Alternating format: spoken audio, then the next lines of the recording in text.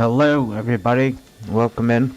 I'm glad to see you here for this Friday flight from Copenhagen to London, Heathrow Airport. This has been requested by one of the viewers, and it's good to see you in here again, ready for the departure.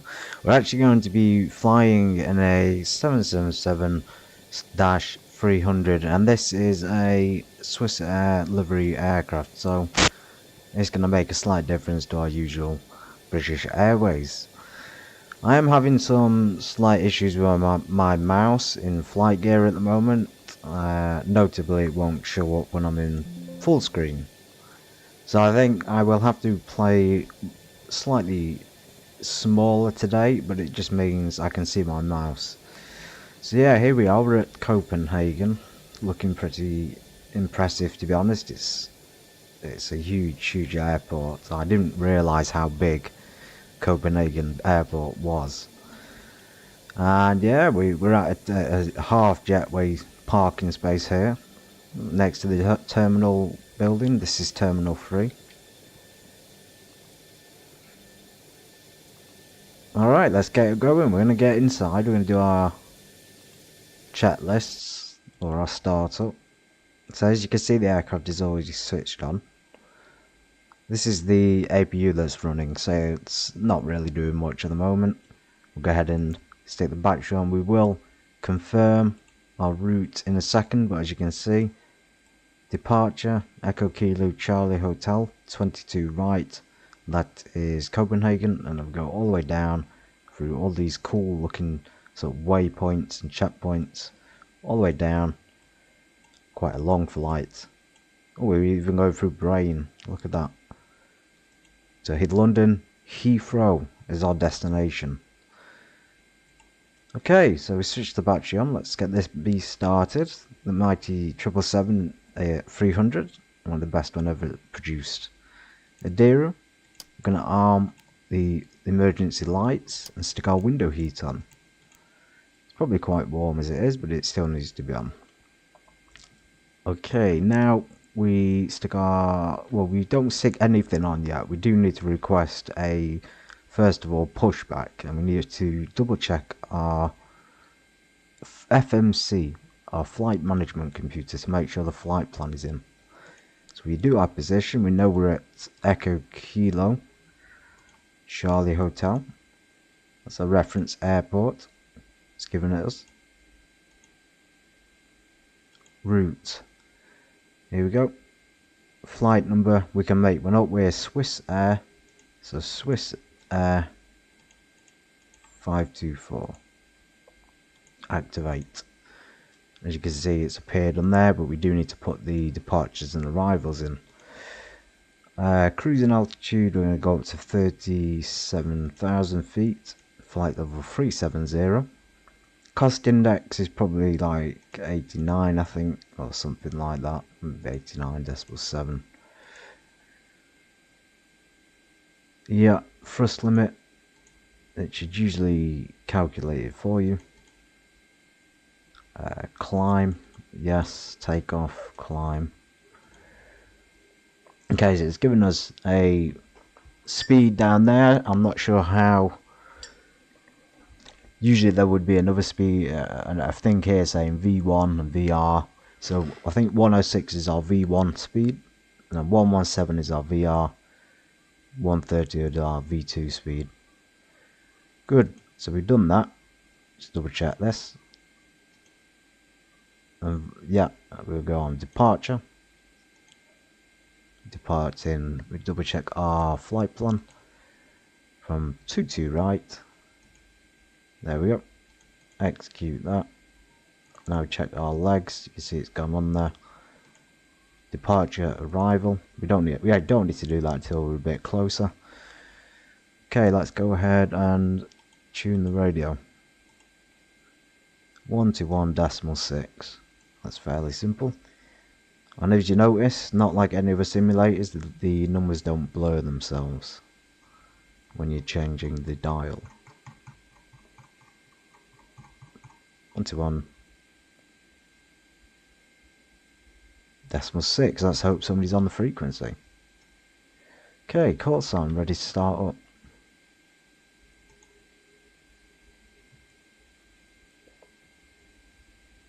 Castrop ground. This is call sign position Terminal 3 C10.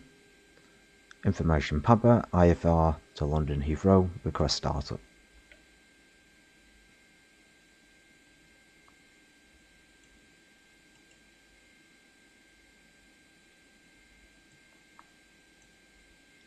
Okay, there's no audio. We are tuned into ground. Might be worth using the ATIS.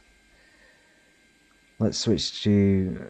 I don't even think it's possible to switch to 0.00. I don't think that's possible. Let's try it. 0.00. Nope. So we have to make do with it without it. Again, that's one thing I would love to see fixed in flightgear. We have got permission to go ahead and start up. Let's assume we have an IFR plan. So fuel pumps on. These can be switched to automatic. Engine 1, left engine starting. Beacon navigation lights on. Let the ground crew know what's happening. Seatbelt signs on.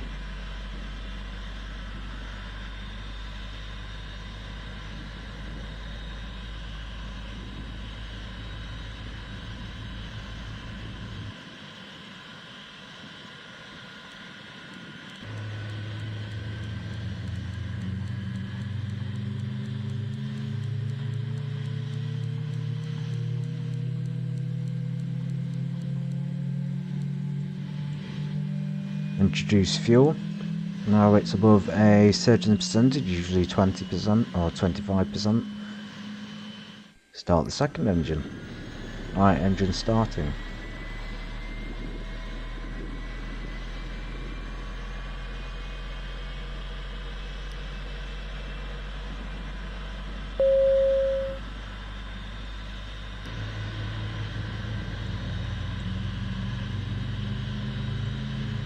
%. Introduce that fuel to the right engine, number 2. We set our heading to runway 22. We can set our altitude straight up to 37,000.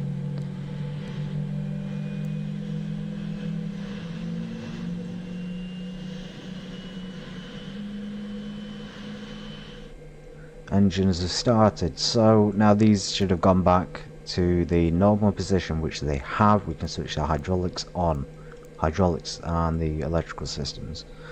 We're going to just check our... No, we're not. I was going to say we'll check our pressurization, but pressurization is good. Okay, taxi lights on, off, pushback request, connect, release parking brake. Okay, we've just departed. 4 minutes over our ETA, but no matter.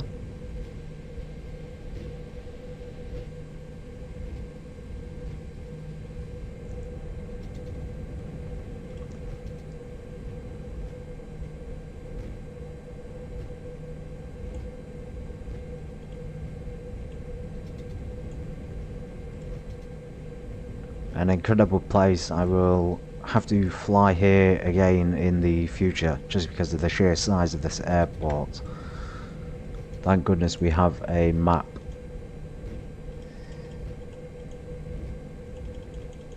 Okay, we can stop relatively quickly. Yeah, so we need to taxi to right, which is right here. A free airport, free runway airport. Okay, let's put this transparent down here so we know where we're going. Set flaps 5 degrees. Let's double check we've got that into the FMC. It's not saved our cruising altitude. 370.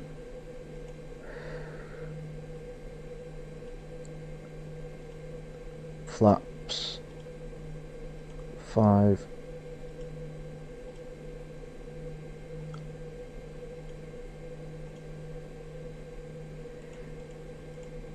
I'm assuming they're not going to change. It doesn't seem to be working too much. Right, we'll just leave that as it is. Let's get taxiing. Parking brake off. Taxi lights on. We're fairly light.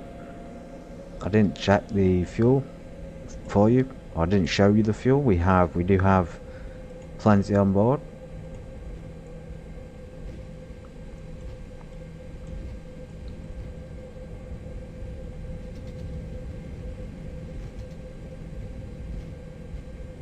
It is a slight shame that the scenery isn't quite up to par at this airport.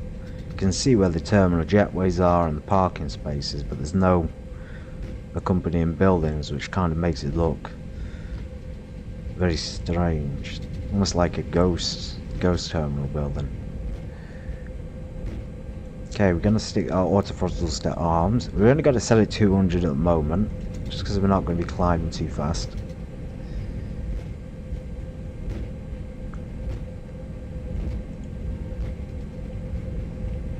Okay, we're back onto the taxiway. Make sure we keep that speed low in the 777. It's such a big aircraft, it can overspeed on the ground very easily.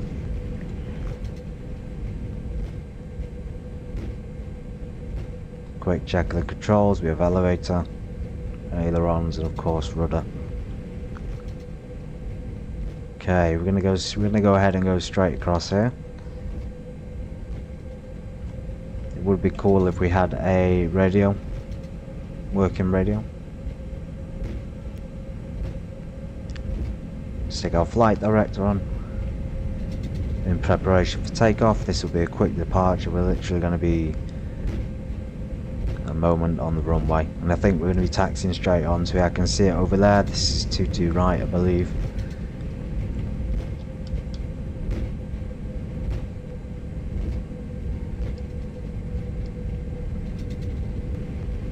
It says 3012, that's just the runway we're crossing.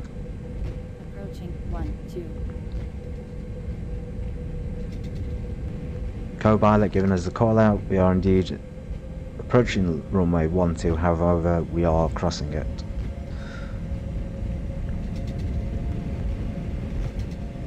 Swiss Air aircraft is actually looking very, very good.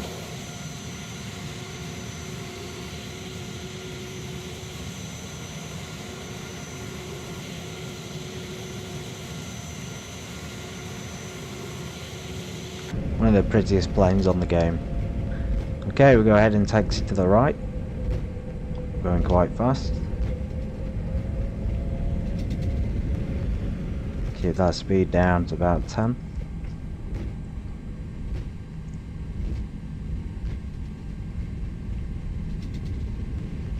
Okay, taxiing down Alpha to 22 right. Call sign is different. If you've noticed, we're on Swiss Air, so different call sign. Hotel Bravo Juliet November Bravo. And of course flight number is Sierra Whiskey 524. Activate our flight. We will check our pressure. Airport information, that will give us the local pressure 30.306. If we want to double check it, we can go up here to environment, weather, and it will give us a live METAR reading. So METAR data is also giving us a QNH of 1018. You can set it either way. Wind. That's always interesting to know if we've got a crosswind.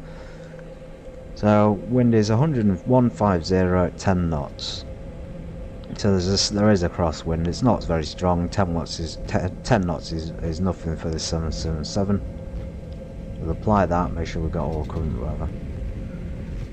30.3606.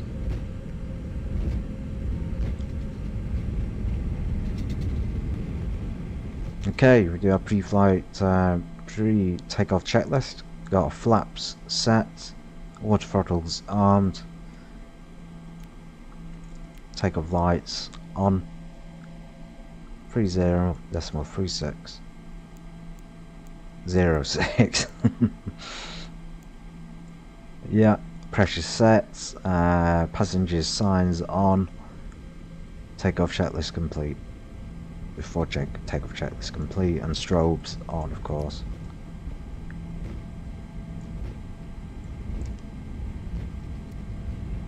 Quite the departure, I must say. We have a sort of snake departure going on here. Straight through Mosin, and then on to our flight plan. Just double check we don't have any height restrictions, no, which means we're good to take off and fly straight to 37,000 feet. Right. Okay, that's us ready to roll. Just lined up with the center line, we've got a little bit of runway left.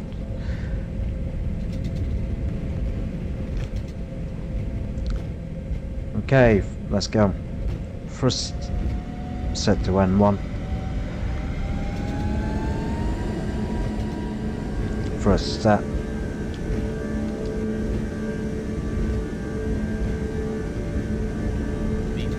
V1. Rotate.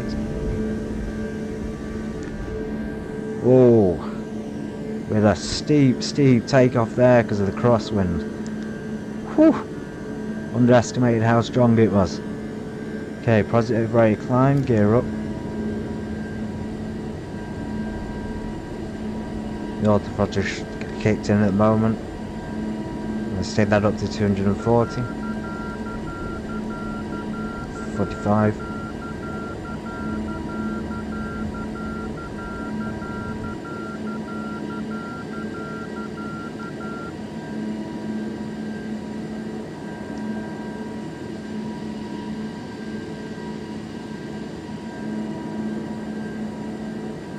Right, 25-degree bank to the left to our first waypoint, Mosin.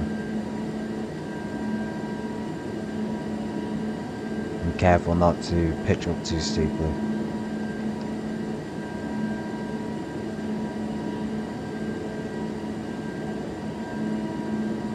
Amazing. Look at that. Beautiful Copenhagen Sea.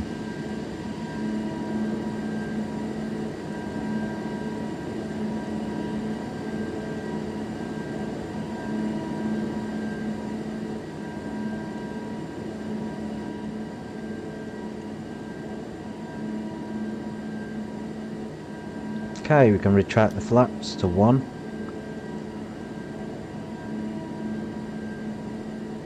Retract flaps all the way.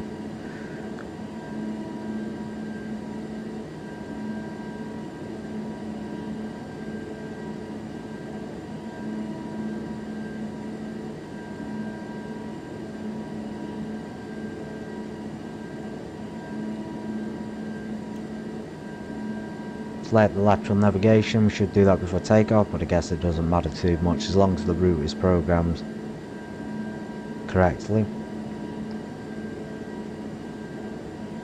Once we pass 10,000 feet, I will switch the autopilot on.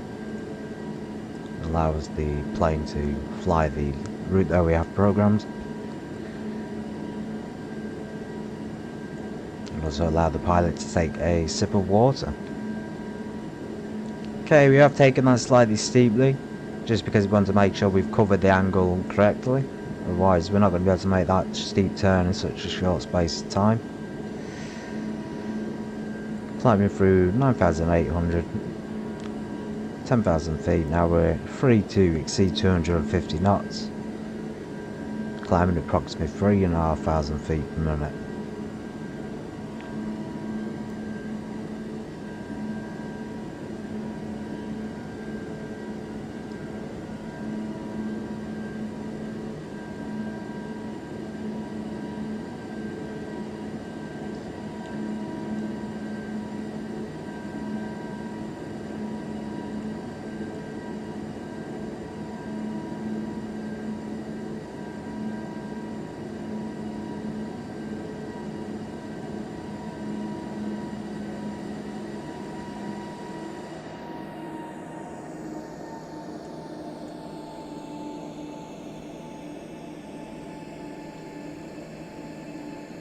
The route appears to have long stretches of airways in between the waypoints. I expected as such a departure and flight.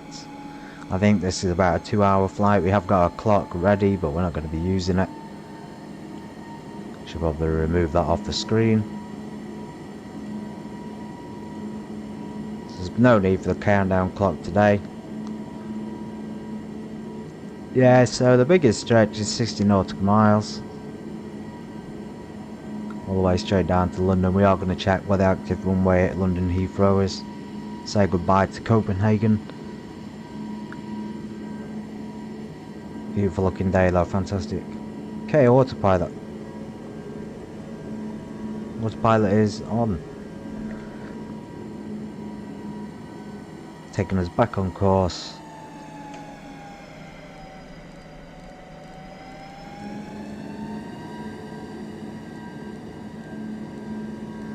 And make sure the aircraft is going to actually climb to 37,000. We have programmed it in.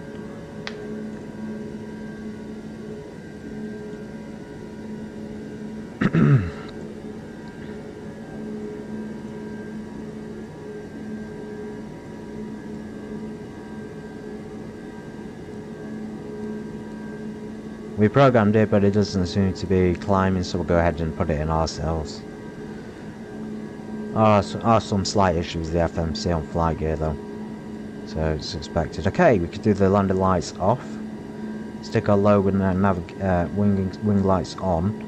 Strobe lights can stay on. Passenger signs can stay on for the moment. Climb at approximately 2,500 feet per minute since we have the speed for it.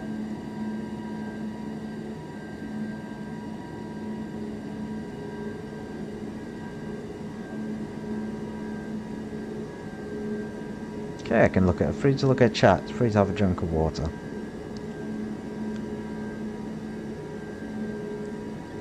Oh, I see, Zealand. That's pretty cool.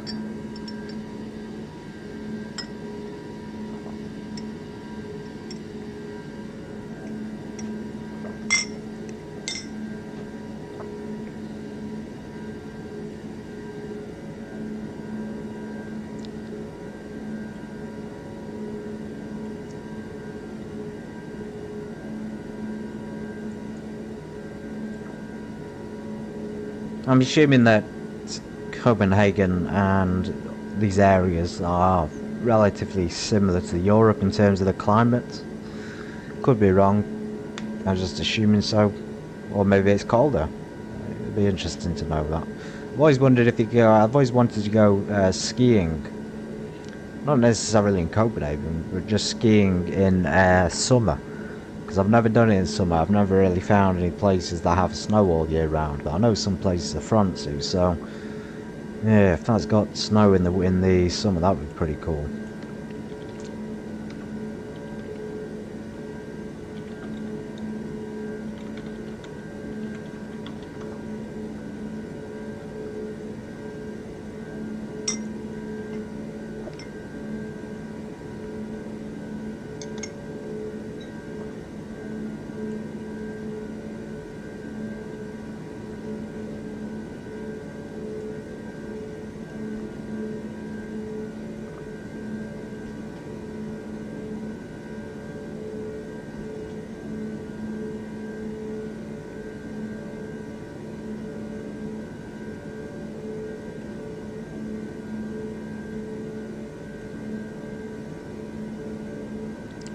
Yeah, it's about the same. Well, slightly warmer in England at the moment. We've got about 15 Celsius. So winter seems to have lifted.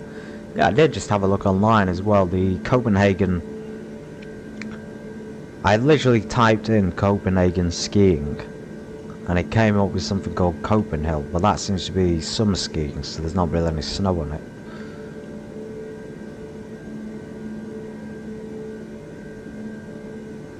Unless that's a yeah, I guess that's in the summer. I guess it's warmer. You don't have to wrap up as thickly in coats.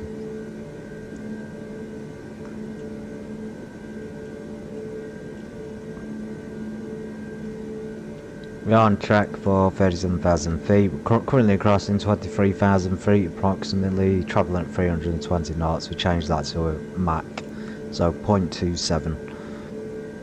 I believe this top speed of this aircraft is faster, but on my experiences on flight sims, you can never go the maximum speed.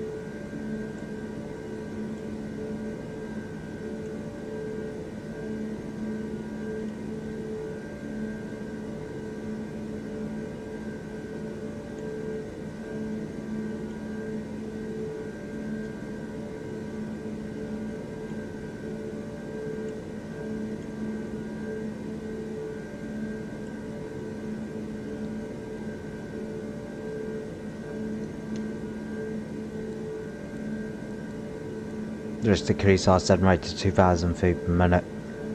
And what we're going to do is we're going to let the passengers roam about the cabin. Seatbelt signs are off. Anti-ice on.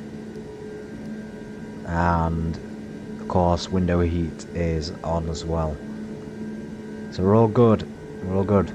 We just got to fly over the seas all the way to London. And the flight plan has given us, this is the checkpoint we've got to go to, so Geska, or Jeska. It has 20 nautical miles, and if you want to see the destination, i.e. London, we just zoom out, and it has actually done what I expected it to. Like I say, the last time I was on, I was hoping to see the waypoints, but we couldn't. This time we can, so it's quite a special flight. You can actually see these waypoints here, these Migar, Amich, Tospa, Lub, Lebda, etc, etc, all the way down to London, which is approximately just over 340 nautical miles away. It's quite the distance. I'm assuming that this is, yeah, I'd say between 300 and 400 nautical miles away.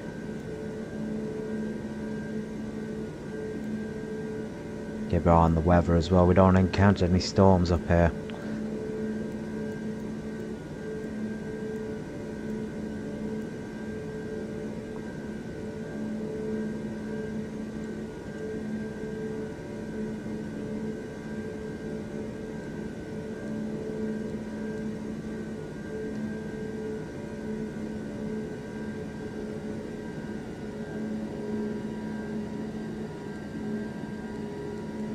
Okay, I'm going to go ahead and increase the max speed as soon as you decrease it.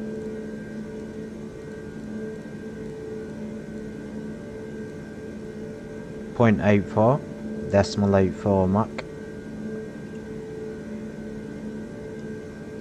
We have no skiing here. Norway's better. You're flying above.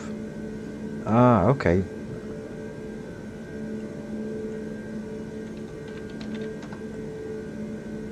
Jutland.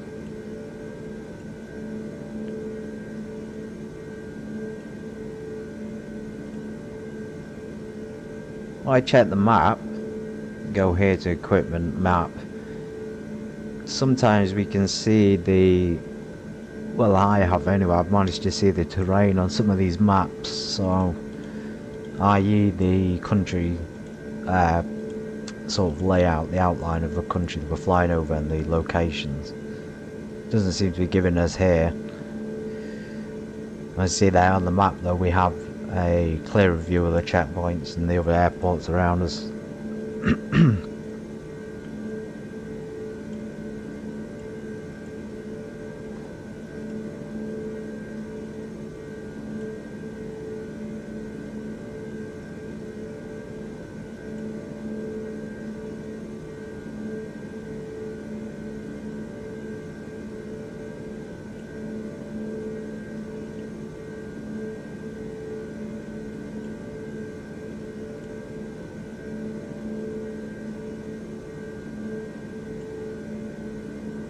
Yeah, so Copenhagen, you say we're over Jutland, that's Denmark.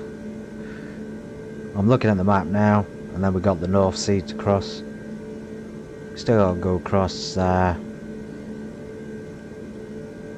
have got a feeling when we come in, I've got an estimation it's going to be warm, but I've also got a feeling we're going to encounter some turbulence as well.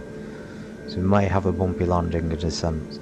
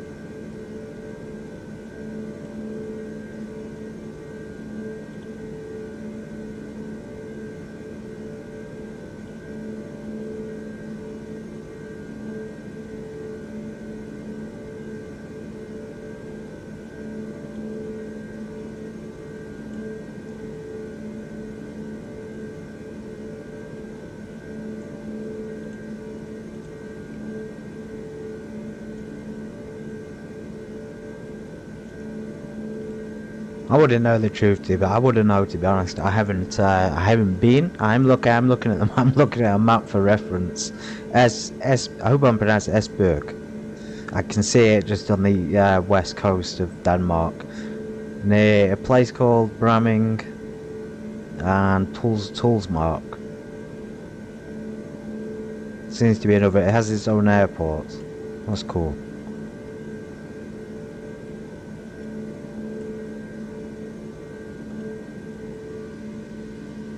Can't quite see down below, we're so high up at the moment. We can see on the map, there's Tosper's our next one. Our next EKCH, Tosper, Lub.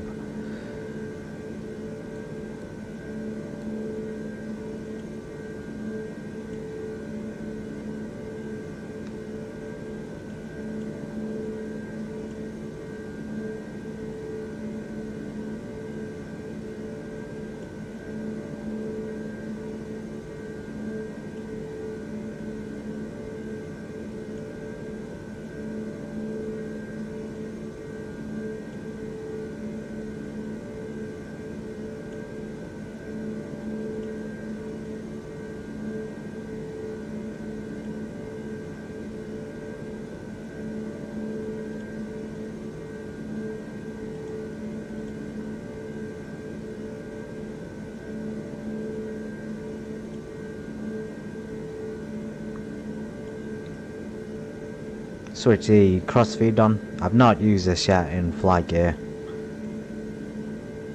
but we do need to transfer the fuel to make sure we got balance on both sides. So we're going to do crossfeed on the front and on the back, along with these centre fuel pumps. Maybe not on the centre, just to balance out that fuel, because we have a slight difference between the left and the right engines. About £1,000 difference. That can make the difference on landing. Total fuel weight of £19,800. A gross weight 373,000. Yeah, so we're quite a light aircraft for this flight.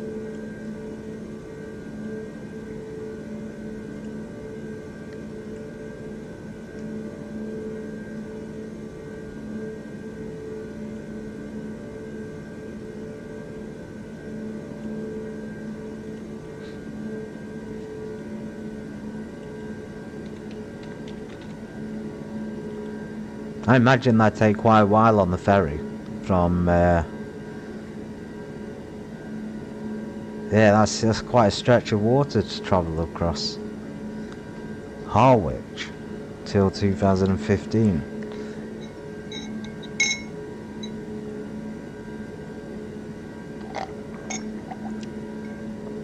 I think the only places in the UK that do, from what I understand, the only place seems to be like down south, and like up north we have ports, but we don't really have cruise ships up north, and so it's like everyone up north who wants to go on a cruise has to travel down south. Maybe I've just not seen the cruise ports. Of course, Harwich is Essex. You've got Dover's the most well-known port. From France to Dover, or Calais to Dover. That's the famous Channel crossing, which everyone knows about. A little bit underwhelming, I have to say. It only takes something like half an hour to 45 minutes on a transfer ship, and then we get into France. It's very quick through the customs.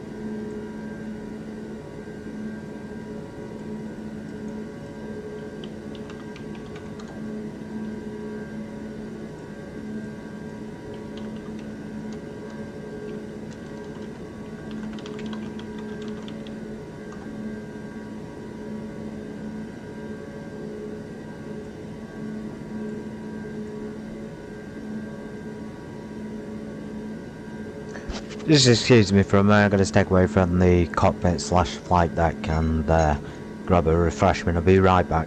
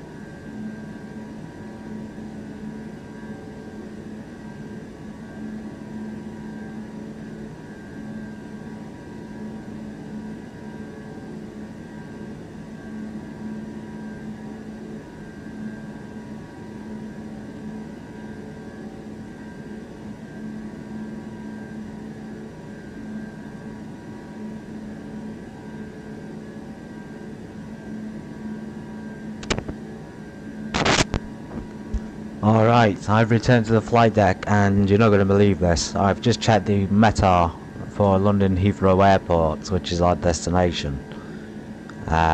Greetings as well, my name's Grantham. We are flying from Copenhagen to London Heathrow Airport today.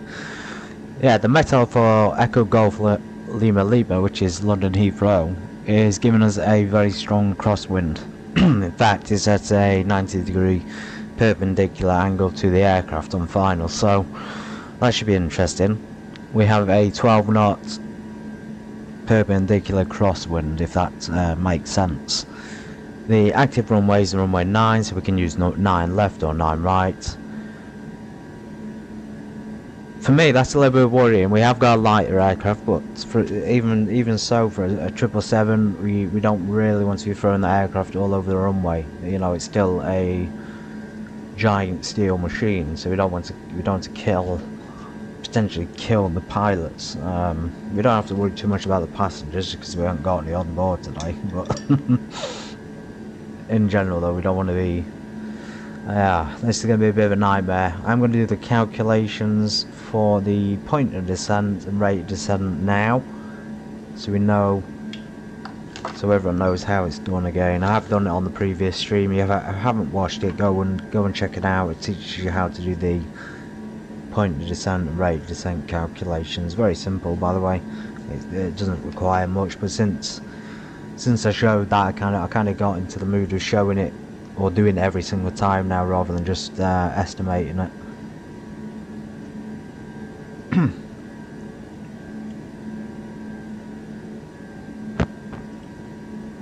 There's 9 left, so we can go ahead and program that into the FMC. Go down here, we click departure, arrival. Next page. Let's click. Right, so it's not giving us the option on there, so we go to the route manager. We want 9. Let's go 9 right, since we took on the right side. We could land on the right side as well. Standard approach. No stars or SIDS on these flightgear yet. I mean, as you can see, we're already.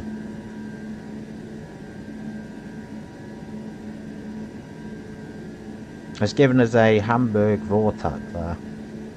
That's interesting. And all these names there, you got Clacton, that's, I'm assuming, England.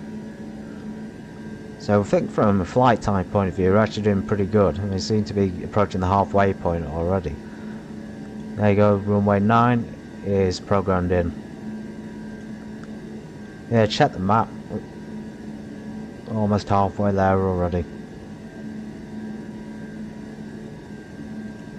Okay, let's do these calculations while we still got a chance. So the calculator should have popped up on screen by now. And this is going to be how we're going to be the busiest route from and to London Heathrow. I don't know, but it seems that Heathrow handles a lot of international flights. So I'd imagine it would be something that goes to maybe China. I could be wrong. I'm never usually clued up on that sort of stuff. The busiest route from London Heathrow.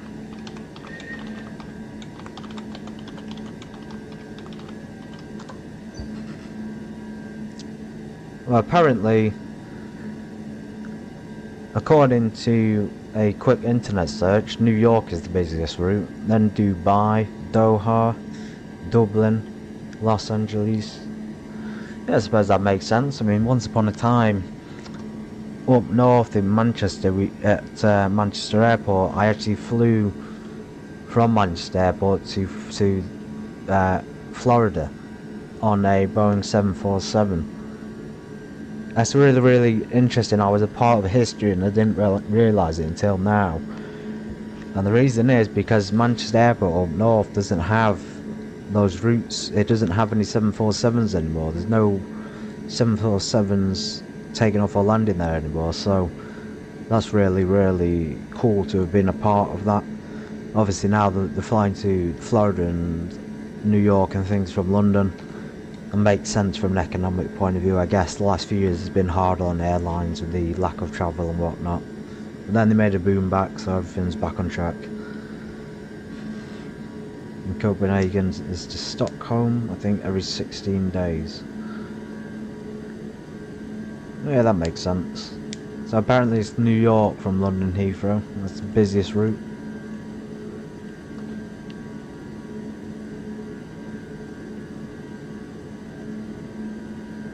Dubai International.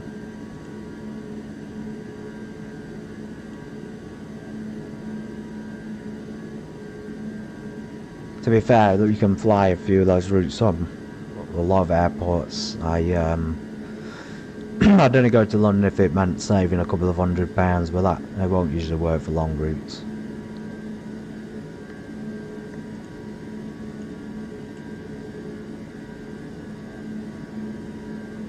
Yeah, Paris is on the list. So Paris, New York, places like Amsterdam, Dubai. I said China because I was thinking about Hong Kong. You see, it's like a business centre of China, and London is as well, so that's kind of my thinking there.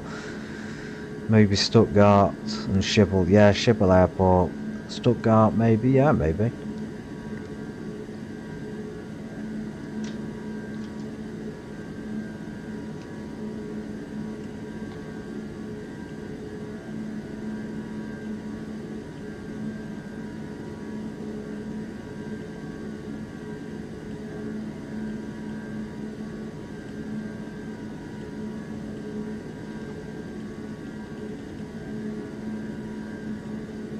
Okay, we're going to do that calculation now, since where you got the time. This is going to tell us what the distance is that we need to descend over. It's called the point of descent. So what we're going to do is we're going to determine our current altitude, which is 37,000 feet. Should be able to see that changing on the screen. I really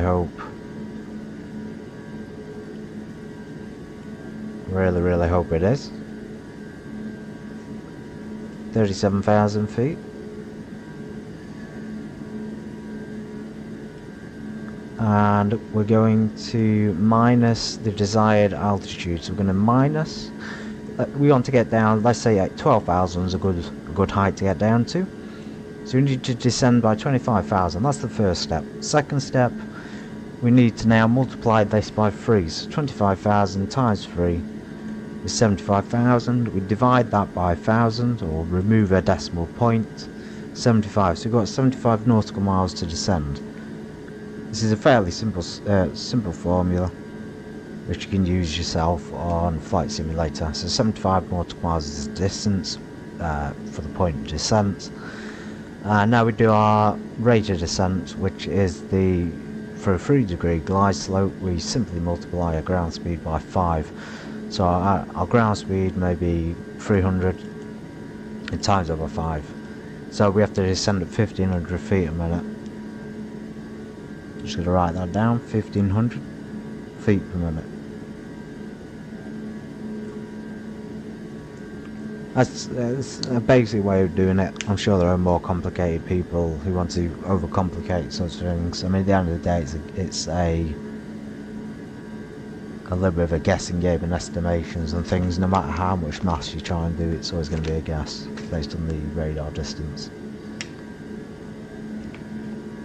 And also the computer on the plane tells us. If we zoom in here, it tells us the waypoint is 21 nautical miles away, so we're going to use that.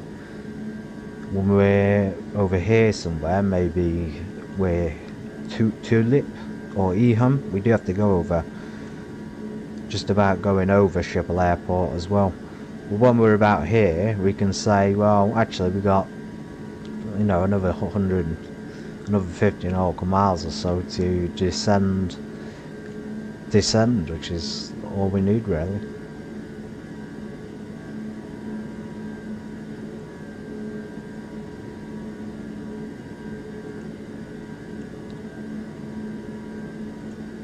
Turn that frame rate on for you.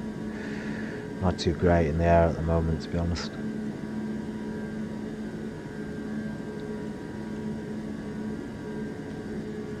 And of course he left the APU on. How embarrassing. Oh well, we are high up and we need the extra power.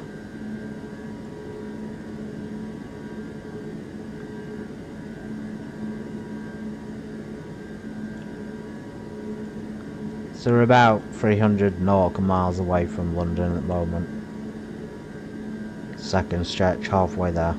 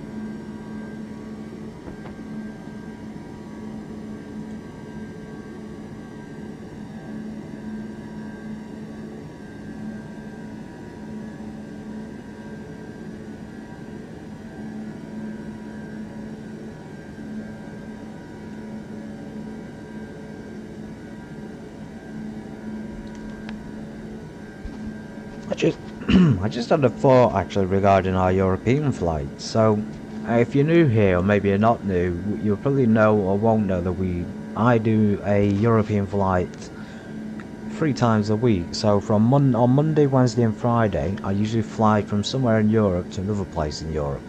Even though I'm flying to London today, I still kind of consider that part of Europe. It's still part of the same continental area. So yeah, we do that every week, we do it 3 times a week, and I got the idea then, since we're talking about the most popular locations from London Heathrow, is to simply fly to the most popular destinations. Because at the moment I'm not really flying to them, I'm flying to, I'd say, less popular destinations. Copenhagen to London's a well-known one, that's good, there's good direction to move in. But I'm thinking somewhere, I want to fly as a 777 Cathay Pacific livery. So that'd be interesting, that'd be cool to fly from, let's say, Amsterdam Schiphol Airport, or maybe Berlin, all the way across to somewhere in Asia, maybe Philippines. Again, that's not a European flight, but it might work. Or we can just fly Cathay Pacific and see how we like the livery in general. We could fly from London Heathrow back to... I need to go to Berlin, Tempelhof, and hopefully Paris, France again.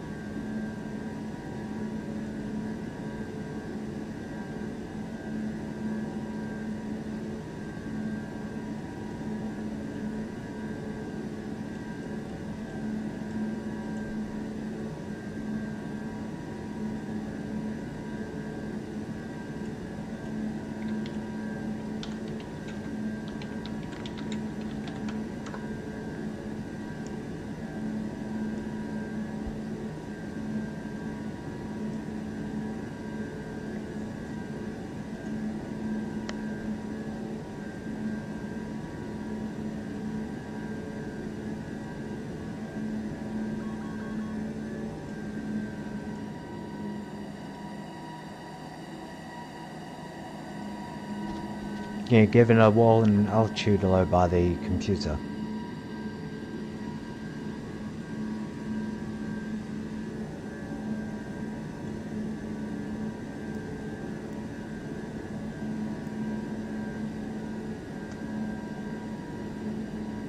Might be because we're slightly above cruising altitude. We can't seem to get above 270 at 37,000 feet. We are on Mach 0.84. Usually this aircraft can travel a lot faster. Or maybe I've just been overspeeding it the entire time. I hope they remembered as well the 75 nautical mile distance and 1500 feet per minute. Fuel quantity low, oh my god, excuse me. We're not going to have another fuel situation, are we? Oh dear. Balance that.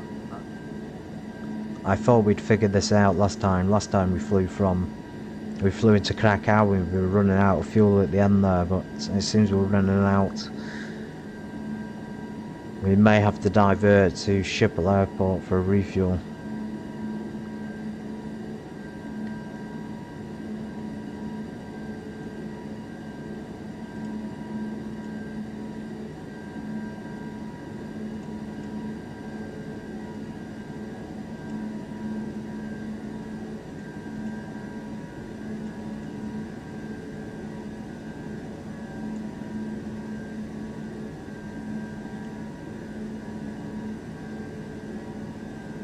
Okay, so that route that I want to do with Cathay Pacific, or Cathay Pacific, however you want to pronounce it, would actually work, because yes, they fly from Hong Kong and China, but they also fly Paris in France, Frankfurt in Germany, Milan, Italy, Amsterdam, Netherlands, Barcelona and Madrid in Spain, and Zurich, Switzerland. So we could do a flight from, with that specific livery, from somewhere, let's say Frankfurt International, which we've flown from before, and we fly all the way down to Barcelona, and then we could go from Barcelona to Zurich in Switzerland. Have to let me know whether that sounds like a good flight or not.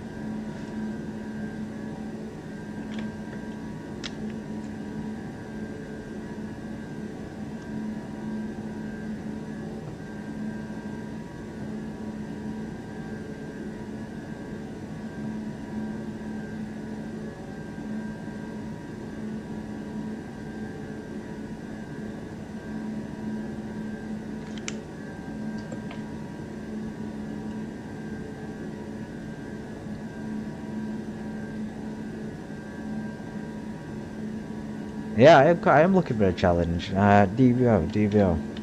Airport is that? Airport. Francisco Airport in the Philippines. I mean, I suppose we could make an exception if it's. Let me just check this airport out. I don't want to get led into a nightmare. I believe this is the one with that special approach around the mountains. Just checking the map, make sure I'm clued up on this. Yeah, that'd be a long flight, wouldn't it? Blimey.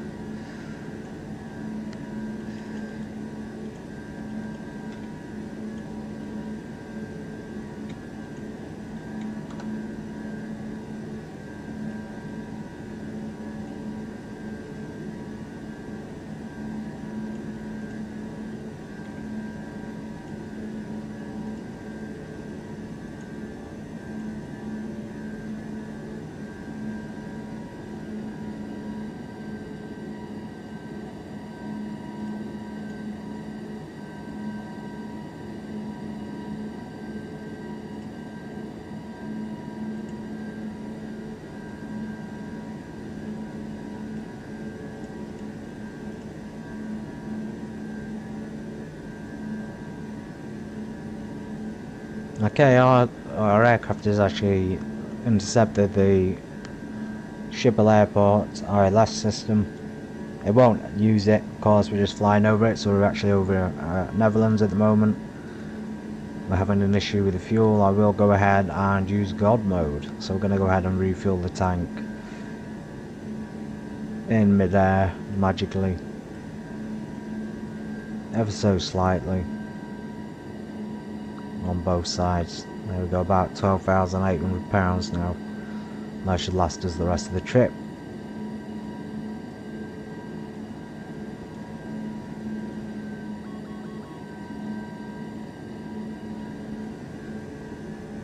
Oh man, the approach, they're giving us a right nightmare of an approach there. It's giving us a turn, almost like a roller coaster. I feel sorry for the people on board. That's going to make them feel really, really sick.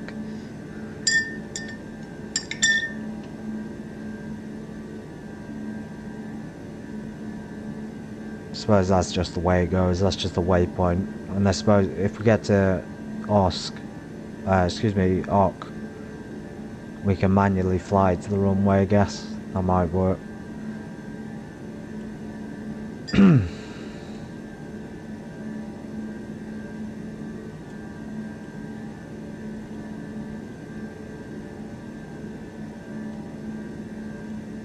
$200 nautical miles in the last stretch. We'll make our turn to Tulip.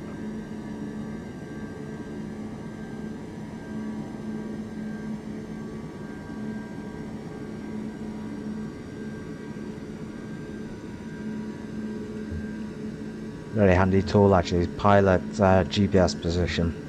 GPS is never quite as accurate as the aircraft computers, but it's still cool to look at it.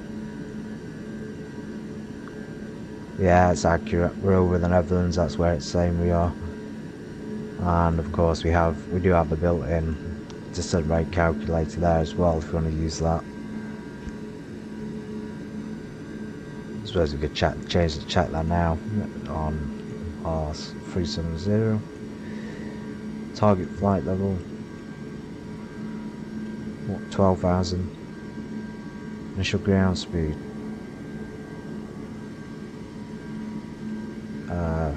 quite fast, 484. Target ground speed, we'll say 300. Actually no, we'll leave it at 200, but I was going to say clear it. I think we've been given a descent rate 2,800 feet per minute. We're going to change that over to 75 nautical miles. It's about 1,900 feet, so we're about right with ours. That's great. Good to double check it on there. documents will come in handy. You got checklists. Not all of them work. You can only use pre-flight and pre-startup, and that's it, unfortunately. Videos. Hey, we do have a normal procedure there as well. Take-off procedures, in case you're interested in the 777s. Handling, and we click this to move down the page. We need a circling approach for the ILS.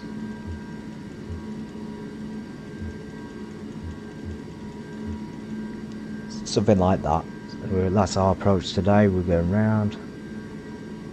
Visual reference lost here. I don't think we're going to have a visual reference. It's probably quite overcast.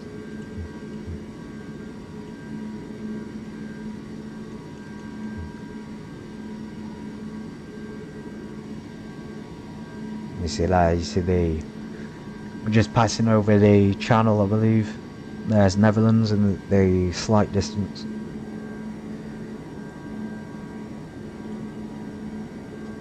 Rhodes is Greece, I believe.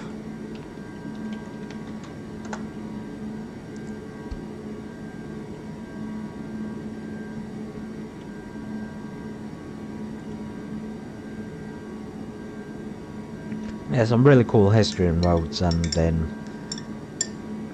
similar parts of the world to do with the Knights of Malta, I believe it is.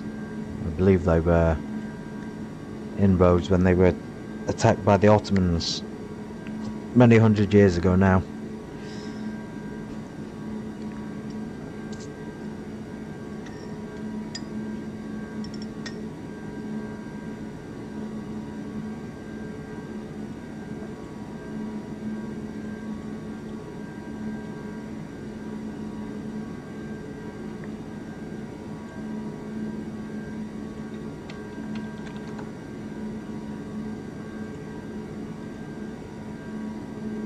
I quite like the sound of flying to Rhodes. That's a good place to fly to. Never been to Greece on the sim, so we could try. It's right near an airbase. That might be interesting to fly to. We could fly on the Maritza airbase, Rhodes.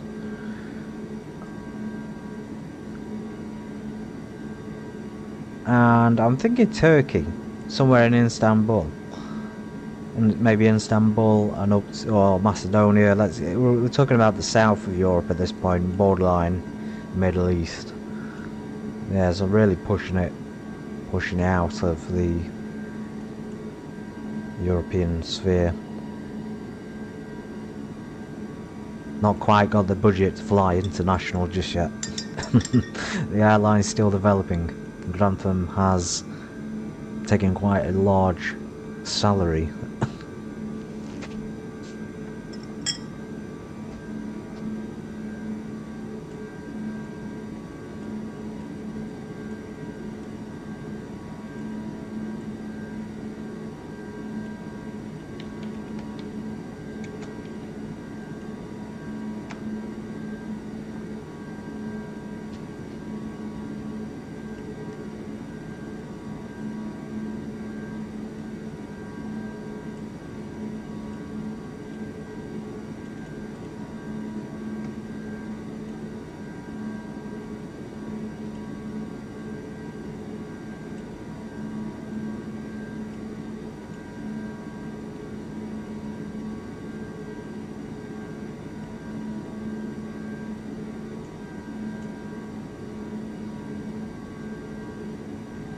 You see all these checkpoints we've flown through, all these airways.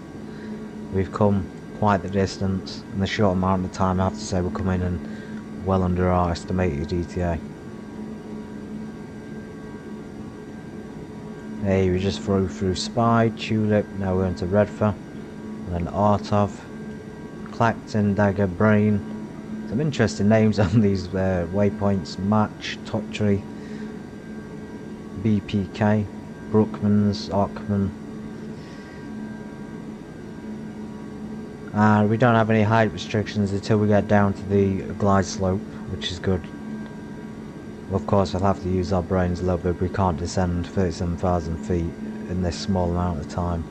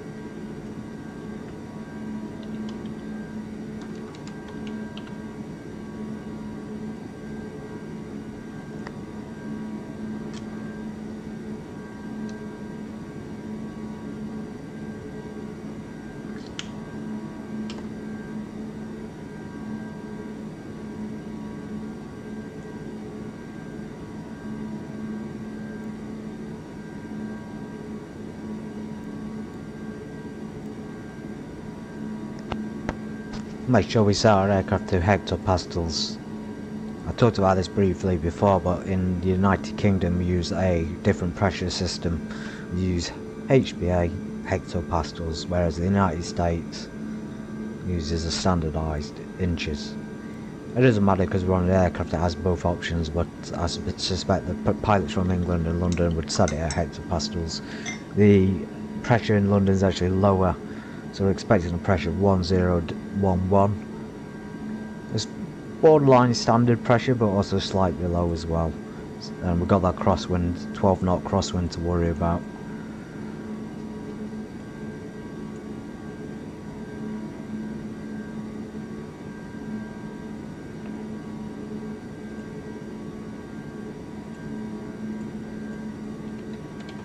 Good recommendations though in the chat. I appreciate the recommendations, this route especially, and destinations for next time. We have got to continue in the Tupolev, and thank you for people who watched that video. It was great to do a different flight in the Tupolev up to Bucharest on Wednesday, so we'll carry on the Tupolev next week. We'll also be doing a flight to Barcelona, and I will have to decide actually, because we got a few suggestions, either Rhodes or somewhere similar in Greece. I'm thinking for the next flight next week. It'll be on Wednesday, the next European flight in the 777. Yeah, Barcelona is such a beautiful city, and especially Spain. I think Spain is so advanced in terms of its economy and its people. The infrastructure and the way that it's run is very, very good. I mean, I know they've got problems, but most people have got problems, haven't they? Most developed nations. But it's still a fantastic place. It's colourful. It has a lot a lot of art and history, and Madrid as well. Madrid is lovely.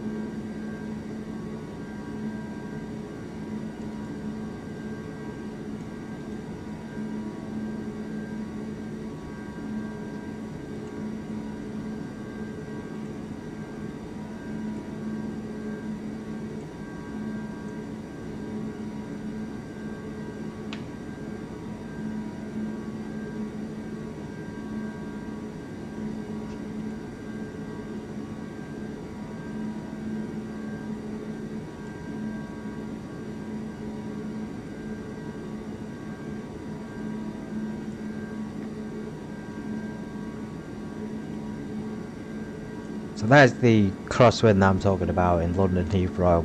It has decreased slightly to 11 knots, but it's going not quite perpendicular anymore. But yes, that's going to be a challenge, and we like challenges, don't we? Have to buckle in tight for that one. It would be good if it was the headwind. I'd prefer a wind change in the next 5 to 10 minutes. Well, that's generally what we're dealing with. You could go to https and then / meta dash. You know what? I'm just going to copy that in the chat instead of reading it out. But that's the general state of the wind at the moment. Go to this site. It's perfectly safe. And you can find the current METAR data for London Heathrow Airport and any other airport you want to look at.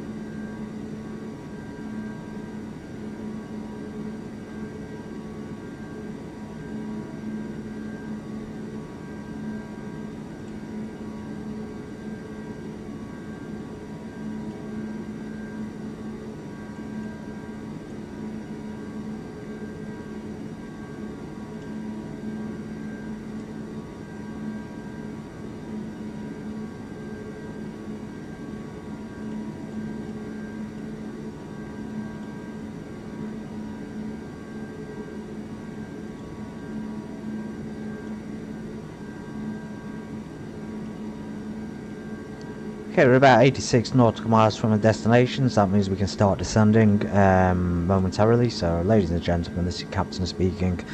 We will momentarily be descending down to flight level 120 from 37,000 feet. We appreciate you flying today with Swissair from Copenhagen. London's looking pretty warm at 15 degrees Celsius. We do have a crosswind coming to landing. Well, the aircraft should handle it with no problems. Okay, we're going to ask you to return to your seats right now while we prepare for our descent. Stick our seatbelt signs on. Now remember, we got the 75 nautical miles from which to descend at approximately 1500 feet per minute. We're going to do it now. We're at 80 because usually we have to set it up first. We're going to change this 12,000 feet, and we're going to descend at 1500 feet a minute. Approximate ground speed of, we'll leave it at 275. Let's go. It's 1500 feet per minute. So by the time we get, and at this point we are pretty much over the channel, I believe, and over the waters. We should be coming across land any second now. Clacton, I believe, is a town or something on the coast. Clacton, very famous actually. I should know that. Famous for the wrong reasons.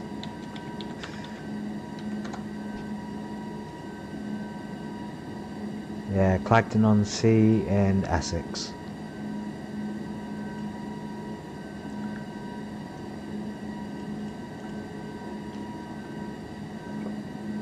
Nowadays, yeah, I think England's looking a lot better now. It was a really, and you have to excuse me for saying this, but a really crap winter. It was one of the coldest, most miserable few months I've ever experienced in this country. It really was bad. It's been absolutely freezing, so it's great to have some improvement. And yeah, Clacton, the location, you know what, I'm going to go ahead and recommend it because it's not that bad.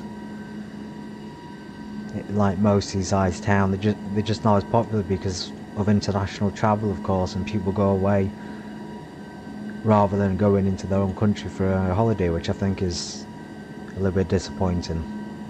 Let's just double check our systems before we go in for our descent. So we've got a good amount of fuel.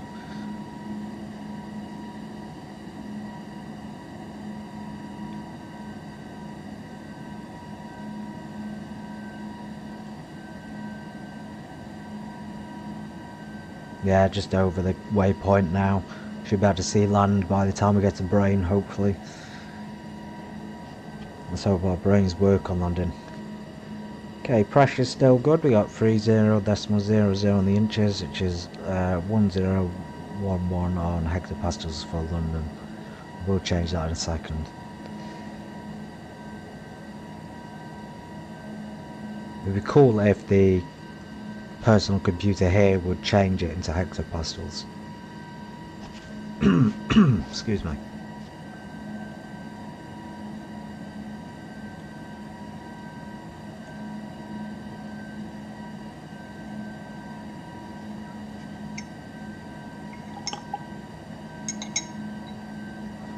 I mean, not only do I enjoy this experience, but it's great to see so many people coming into flightgear. It's so good to see so many new players, and YouTube also has a lot of new videos as well on flightgear, which is fantastic. It makes a difference from all those Microsoft Flight Simulator videos and X-Plane videos. And don't get me wrong, I've tried Microsoft Flight Simulator, but flightgear offers such a wide variety of aircraft, and it's still playable, it's still enjoyable. It just doesn't look as good, and that's kind of the sacrifice you make from the free version to the paid version.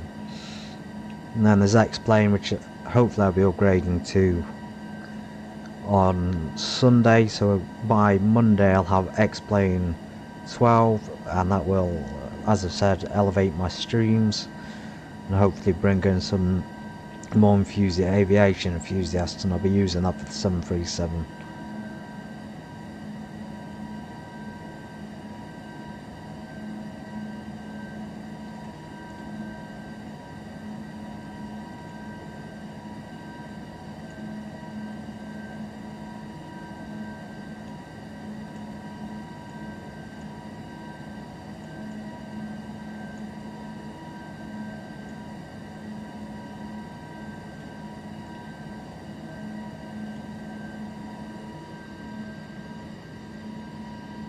Just about see land. Good zoom function on this. There they are, the British houses of Essex. Slightly overcast.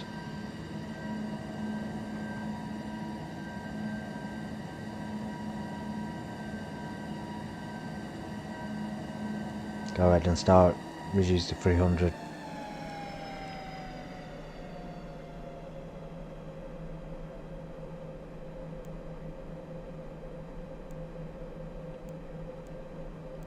I'm going to change the pressure now to 1011.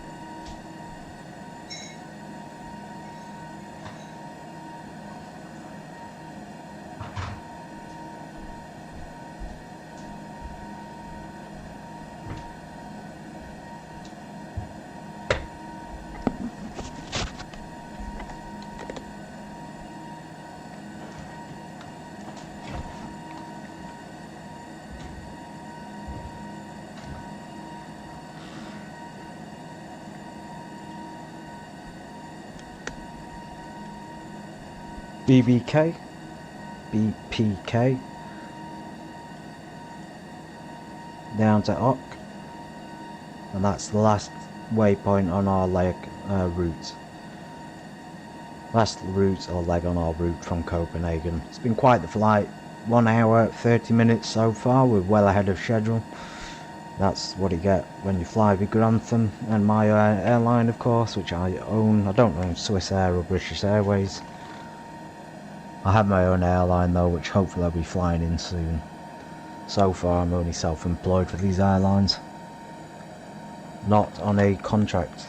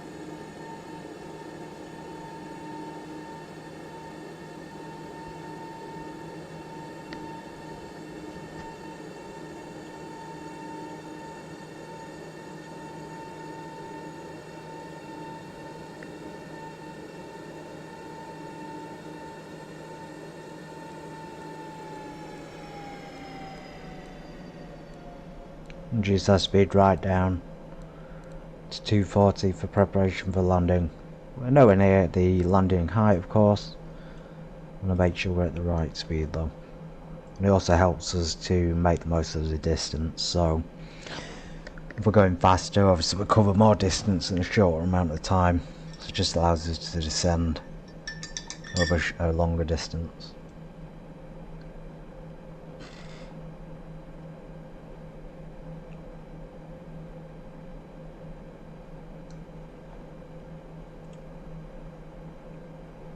The magenta diamond's actually highlighted. We've not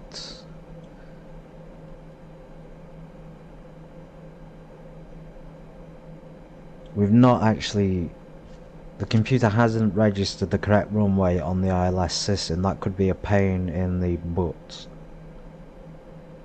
It's registered as the opposite runway, so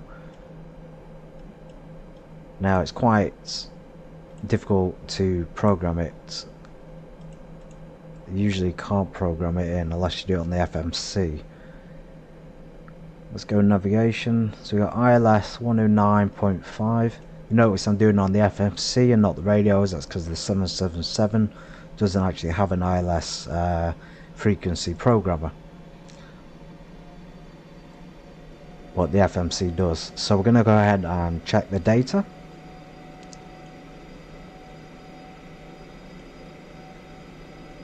So 111.30 that's highlighted. It's not even in the computer. We need the opposite runway. We need to double check our autopilot. We need runway 09 right, ILS system. 09 left. Hopefully it gives us 09 right, 109.5. Okay, so it is programmed in, but it's highlighted the wrong runway. That means we're most likely going to have issues At least if it lines up, we can do it manually. No issues whatsoever. I like flying the 777, I'm sure many other pilots do as well.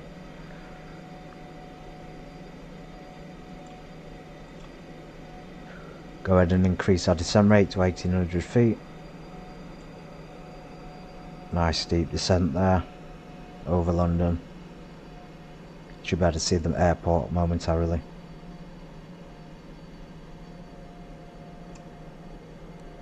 Bring the speed way down to 200 knots.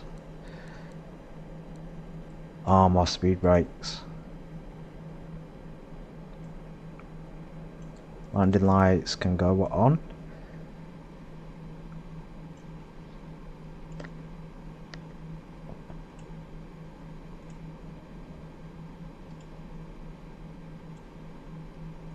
There it is, London Heathrow Airport, and this is our runway right here. Fantastic.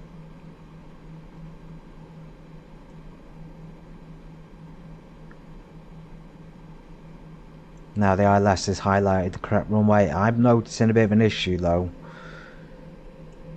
Planes are taking off on the wrong runway. That's right. So the active runway at London Heathrow should be 9 left and right, but they're all taking off on runway 27. So that would be a computer. That would be a game issue. So what we're going to do, just to save ourselves crashing into planes, we're going to change it to 09 left. See, simple as that. So we've changed it to 09 left, so we don't crash into those taking off planes which are taking off in the wrong direction.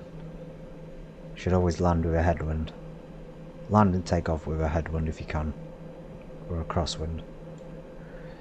Okay, we can bring 2 notches of flaps. Descend straight down, 2,500 feet. Passenger seatbelt signs are on, landing lights on, flaps set 5, thrust will be set by the autothrottle. That's the before landing checklist complete.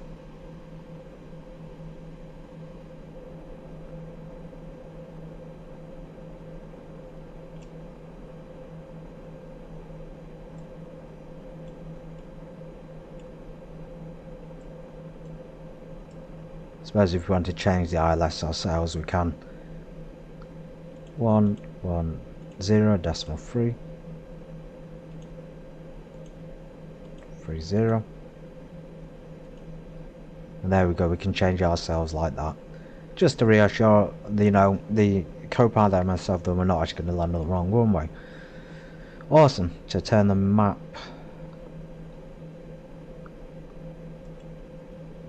off temporarily, make the most of London's fairly clear landscape.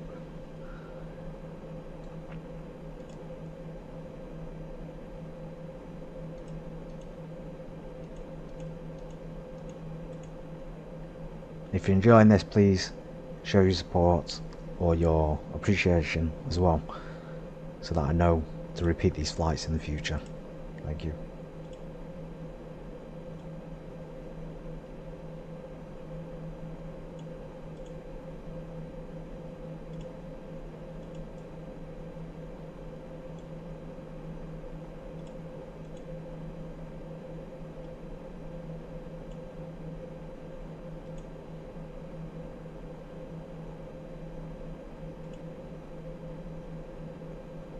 Okay, we're gonna have to descend it quite steeply because we're quite high up. So we're gonna go down at 3,000 feet a minute. We bring our speed way back. We do have a reference speed on an ADI. See, reference is 130. That's quite low. We'll set it at 145 and see how the aircraft handles it. We are low on weight, so we can probably go in slightly slower.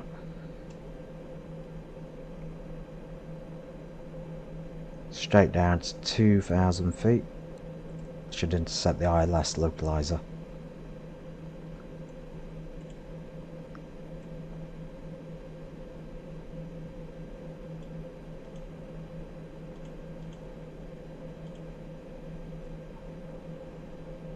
29.85.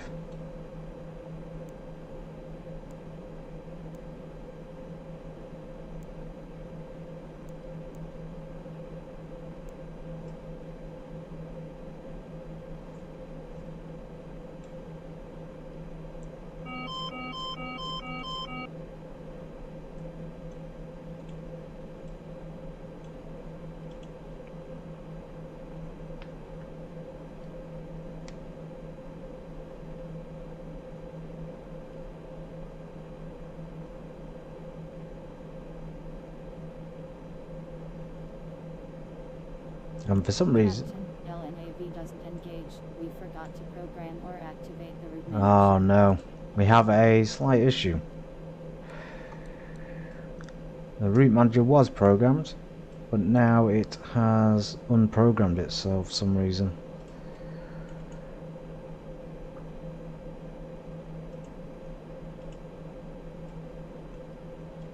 Okay, let's do that. Approach 6.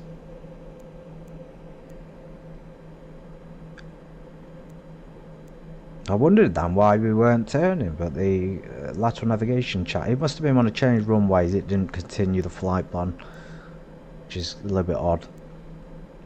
Gives us a bit of more time to descend though and make that turn, which is quite steep. You can just decrease that to 1500 feet a minute. 18. Straight down to 2000. Another notch of flaps. Don't worry about the speed. We only overspeed temporarily while the flaps deploy, then once the speed drops we'll no longer hear the warning signal.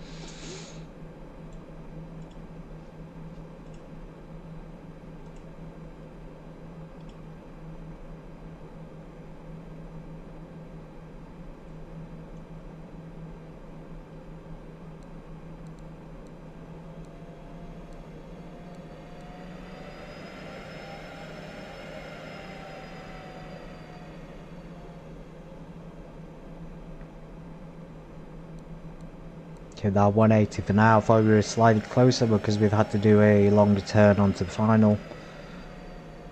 I can increase the speed, well keep the speed at 180 instead, till we get to about 9 left 12. In other words, when we're about to intercept the localizer, the GPS glide, the ILS glide slope, and then we can decrease our speed to our final amount. So quite low now. Go ahead and decrease that again. 2,100 feet. 29.85.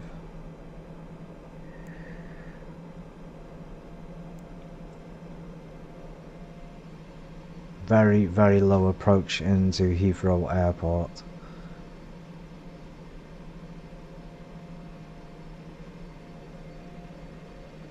And there's another plane in the distance, just taking off from probably the wrong runway.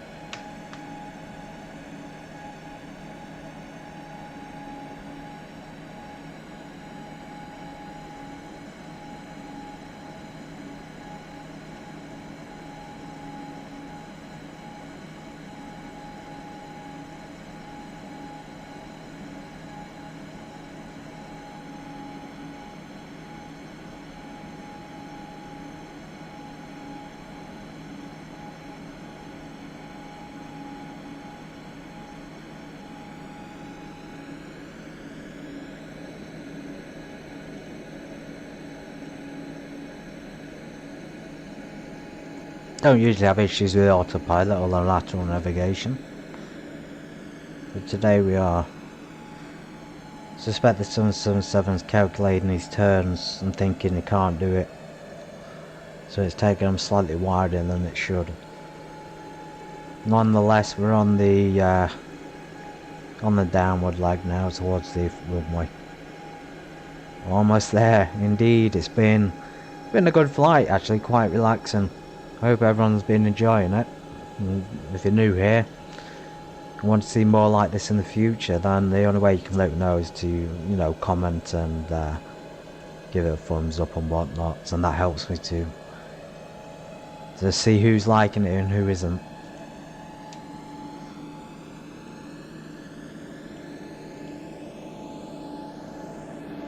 Okay, we can stick our landing gear down. And we can decrease, leave it at 180 for now actually, and then we'll decrease as we get towards the glide slope. Yeah, so look, this 777 it knows that these turns are way too steep to do, so it's basically doing them. I really hope it's following that path. I'm assuming it is. It's just figured out it's too steep, so it's going straight for the glide slope, which is absolutely fine. Once we're on the cyan lines, we can then activate the localizer switch, and it will follow the ILS frequency and glide slope path that we've programmed into it.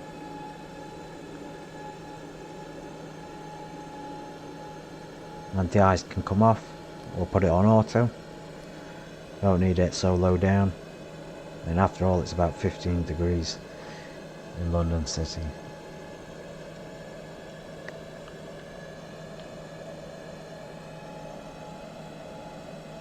I think the computer may be slightly confused. It's coming up as approach 5. We do need to be kind of past that to the glide slope.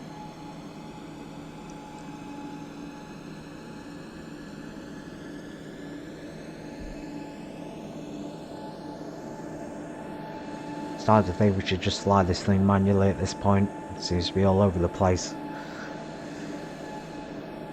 Okay, I'm going to select localizer now.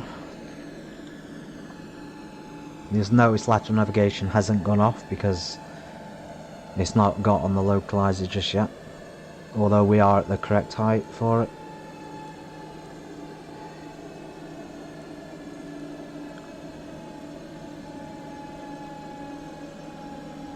Just about.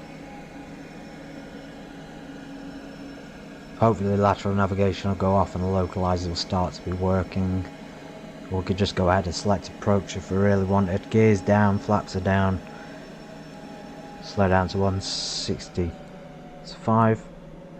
I always get a bit concerned in the 777 because no matter how slow you go, sorry, how fast, you always worry about going too slow. Seems to start losing control at certain low speeds. So okay, this thing finally onto the localizer. You see it's highlighted green, that means it's activated. And I was right though, the approach and landing is a right roller coaster. Oh, we got people, we got sick bags in the back.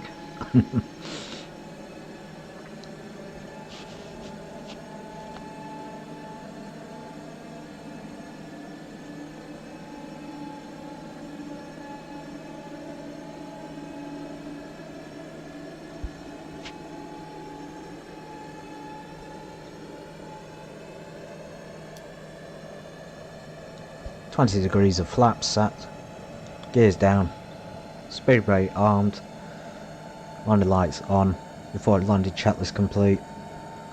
And there's the runway, 309 left. Go ahead and select approach.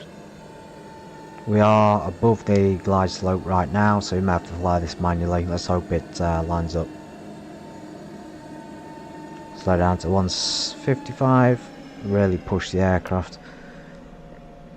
Okay, so we're not on the glide slope, we've missed it. That means we're going to have to do a manual approach. So here we go. Full flaps are set. Thank you, co-pilot. Autopilot is indeed disengaged because it's not quite done the approach into London Heathrow as expected. A bit disappointing. Okay, we can safely lower our speed and descend. I'm sorry we missed the glide slope. And there's that crosswind really pushing us off to the left hand side.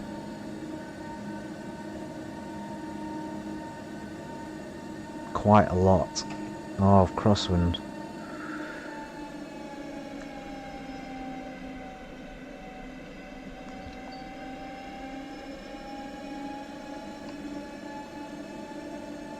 Okay, I'm going to disarm the autothrottles. I'm going to fly this entirely manually, slightly steep.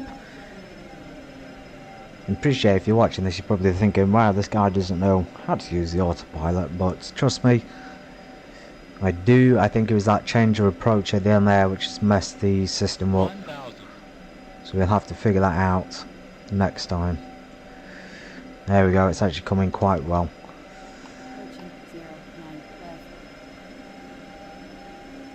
Remember, 120 is our reference. That's probably the stall speed at that point, or the minimum speed we can be travelling at. Looking nice and smooth in London Heathrow Airport. 400 feet. 300. Minimums. 200 feet. Bit of lag there. 100 feet, we're quite slow now. 120. 50, 40, 30, 20, 10. Oh, and a slightly hard touchdown. Reverse thrusters. Speed brake is extended.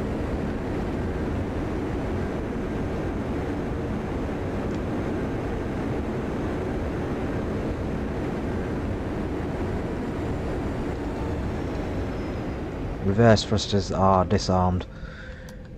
Flaps retracting. Wow, that was a very not bad landing for a strong crosswind. Really coming in hard then from the eastern side, from the right hand side at the end. Really pushing us all over. Okay, we're going to go ahead and taxi off. Welcome to London Heathrow. There's been a huge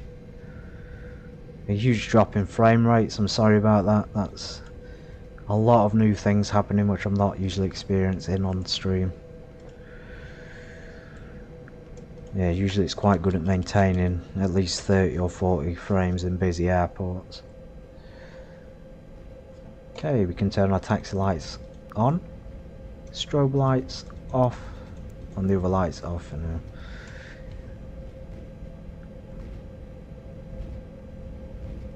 Awesome.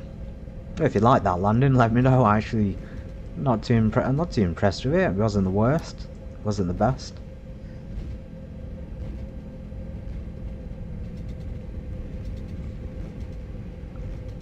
I suppose lesson learned: never change the autopilot landing runway in mid-flight, because it seems to mess it up on flight gear. Okay, down Bravo Foxtrot. Heading towards the tower, as you can see.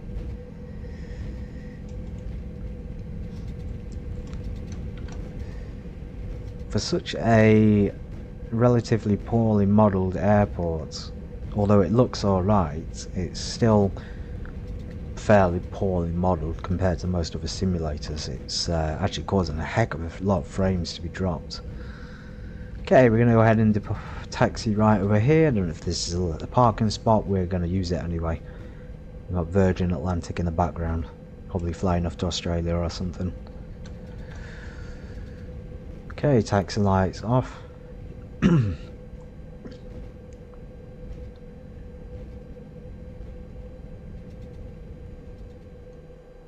Yes, welcome to London Heathrow. So we're going to go ahead and switch this off. We can turn the lights off prematurely. There we go, nice. Easy shutdown. Disengage our hydraulic system. Fuel pumps. APU can stay off for now. Battery off. Well, that's been quite a change of plans. It's taken us just under 2 hours to get down, up from Copenhagen and down into London. We flew, of course, Swiss Air. I really appreciate anyone being here and find us. No problem. It's my pleasure to conduct this flight. It really was. And my biggest thanks to you for the suggestion. That was an extremely interesting flight, I have to say. Thank you to everyone else who's been here, and I will see you on Monday for another flight in the Tupolev. So take care. Thanks.